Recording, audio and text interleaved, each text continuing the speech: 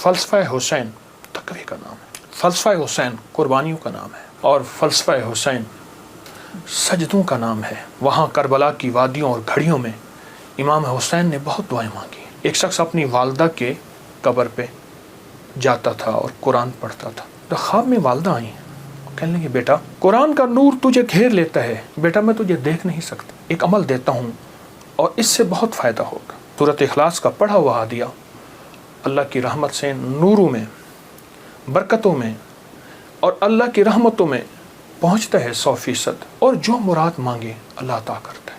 السلام علیکم ورحمۃ اللہ وبرکاتہ۔ الحمد للہ والصلاۃ لأہلہا، اما بعد، اللہم صلی علی محمد عبدک ورسولک وصلی علی المؤمنین والمؤمنات والمسلمین والمسلمات، اللہم صلی علی محمد کما تحب وترضی لہ، اللہم صلی علی محمد وآل محمد۔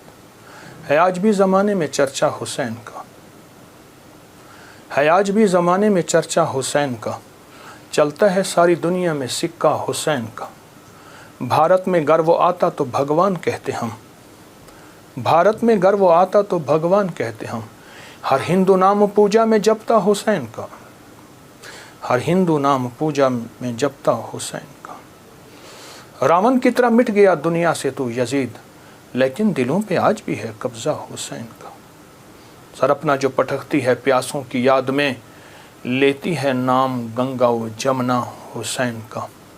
جے سنگھ پناہ مانگے گی مجھ سے چتا کی آگ، جے سنگھ پناہ مانگے گی مجھ سے چتا کی آگ، مر ہندو ہوں میں ہندو ہوں مگر ہوں شیدا حسین کا۔ ہے آج بھی زمانے میں چرچا حسین کا۔ ایک ہندو کا اظہار عقیدت ہے اس کے مذہب کے مطابق، اس کے ایمان اور اس کے عقیدے کے مطابق۔ محرم کی گھڑیاں تاریخ ہے ایک پیچھے، محرم کے مہینے کے تقدس کی، احترام کی، حرمت کی ایک پورا نظام ہے، اور محرم کے ساتھ امام حسین کی نسبتیں، حضرت حسین بن علی بن ابی طالب، ان کی نسبتیں بہت عجیب ہیں۔ اب سوچنے کی بات یہ ہے کہ انہوں نے ہمیں دیا کیا ہے۔ امام حسین کی زندگی کا سب سے پہلا نظام تقوی ہے، اور تقوی نیکی کرنے کو نہیں کہتے۔ کسی نے حضرت عباس رسول اللہ صلی اللہ تعالی وسلم کے چچا، ان کے بیٹے حضرت عبداللہ بن عباس سے پوچھا تقوی کس چیز کا نام ہے؟ تو پوچھا نہ کرنے کا نام ہے، کرنے کا نام تو نہیں ہے۔ فرما دیجئے کیا کرنے کا نام، کیا نہ کرنے کا نام؟ فرمایا تقوی گناہ نہ کرنے کا نام ہے۔ ایک بندہ بہت زیادہ نیکیاں کرتا ہے اور پھر بہت گناہ کرتا ہے، اس کو متقی نہ کہا جائے گا۔ فلسفہ حسین تقوی کا نام ہے، فلسفہ حسین قربانیوں کا نام ہے۔ فلسفہ حسین پانی نہیں مل رہا، پیاس کی شدت ہے، میں اس جگہ کو جا کے خود دیکھ کے آیا ہوں، کربلا کی ان وادیوں میں، لیکن اس بات کا اس پیغام کا نام ہے کہ وہاں حرام نہیں چلے گا، وہاں مشکوک نہیں چلے گا، وہاں حلال طیب اور طاہر زندگی چلے گی۔ ایک نظام ہے۔ اور فلسفہ حسین سجدوں کا نام ہے کہ جنگ جاری ہے اور نماز کا وقت آیا، آدھوں نے نماز پڑھی، آدھوں نے جنگ کی، پھر انہوں نے نماز پڑھی، سجدے قضا نہیں ہوئے اور سجدے ادا ہوئے ہیں۔ اور فلسفہ حسین دعاؤں کا نام ہے۔ وہاں کربلا کی وادیوں اور گھڑیوں میں امام حسین نے بہت دعائیں مانگی، اور وہ دعاؤں کی پوری کتابیں اس وقت موجود ہیں۔ وہ دعائیں کیا تھیں؟ جس میں اللہ کی محبت، جس میں اللہ کے ساتھ عشق، جس میں اس کی ذات عالی کے ساتھ تعلق اور محبت، ان دعاؤں کا نام ہے۔ اور فلسفہ کربلا کا ایک پیغام دیتا ہے کہ خیال کرنا، جب ایک طرف حق ہے اور ایک طرف نہ حق ہے، اور وہ حق حلال کی شکل میں آئے، طیب طاہر کی شکل میں آئے، حلال کی شکل میں، طیب طاہر کی شکل میں آئے، تو پھر حلال کبھی نہ چھوڑنا، اور حرام کے اوپر تمہیں کائنات کیا تخت مل جائے اس کو کبھی اس کے قریب نہ جانا۔ زندگی کا ایک سفر میں آپ طے کر رہے ہیں اور طے کریں گے موت تک۔ وہ ہستیاں زندگی کا سفر طے کر گئیں، لیکن انہیں ہم مردہ نہیں کہیں گے۔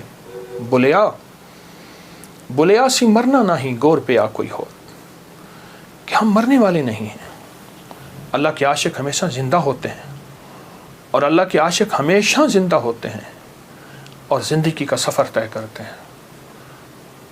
عاشق ہمیشہ زندہ ہوتے ہیں، اور عاشقوں کی زندگی ہی اصل زندگی ہے، اور وہ زندگی ایسی زندگی ہے جس زندگی کے بعد موت نہیں ہے۔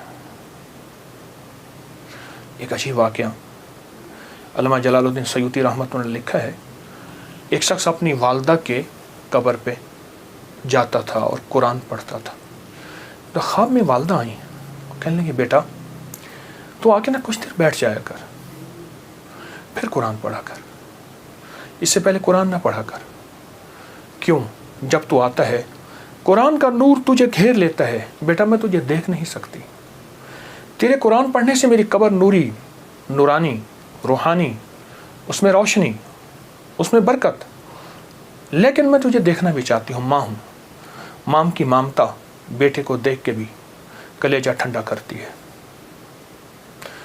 یہ زندہ ہوتے ہیں، ان کو موت نہیں آتی، انتقال ہوتا ہے۔ انتقال کہتے ہیں منتقل ہوتے ہیں ایک عالم سے دوسرے عالم، یہ عالم شہود ہے،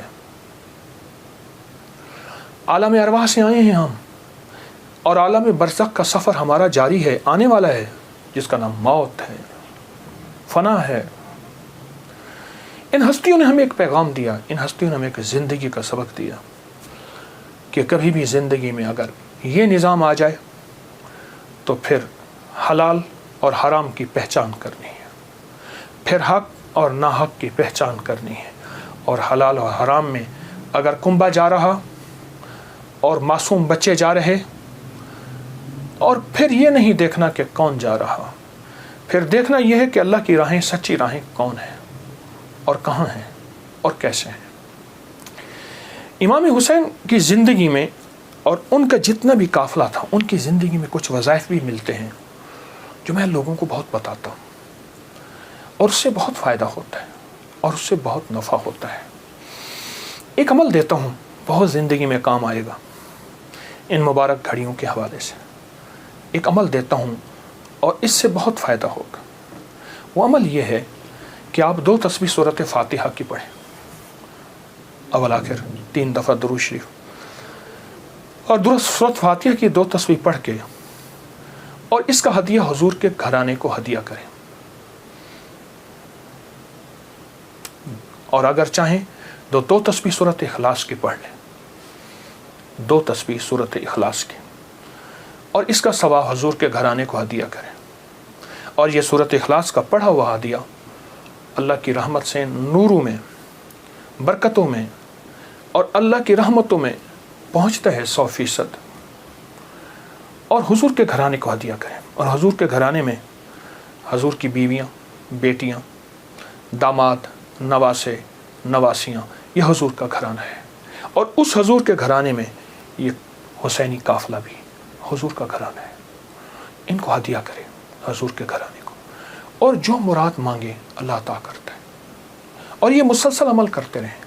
آپ دن کے کسی وقت صبح شام 2 تسبیح سورۃ اخلاص پڑھ لیں، ہر دفعہ بسم اللہ الرحمن الرحیم 7 پڑھیں، اور اول آخر درود پاک پڑھیں، اور پھر یہ تسبیح آپ ان کی خدمت میں ہدیہ کر دیں۔ آپ کا کوئی مسئلہ ہے، آپ کی کوئی مشکل ہے، آپ کی کوئی پریشانی اور ناممکن ہے، اس مسئلے، مشکل اور پریشانی میں یقیناً آپ کے لیے خیر کی، برکتوں کی اور رحمتوں کی